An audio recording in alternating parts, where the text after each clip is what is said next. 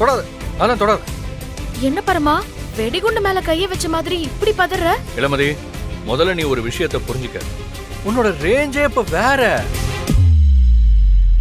நீ ஒரு போலீஸ்காரனுக்கு பொண்டாட்டி ஆக போறவ.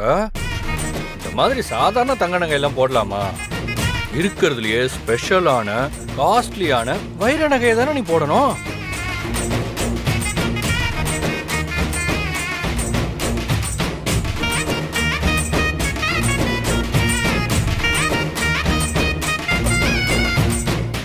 டைமண்ட் ஜுவல்லரி கொண்டு வரல? அது சார் உடனே கொண்டு வர சொல்லுங்க. இதோ இப்ப கொண்டு வர சொல்றேன் சார். சீக்கிரம் சீக்கிரம் கொண்டு வர சொல்லுங்க.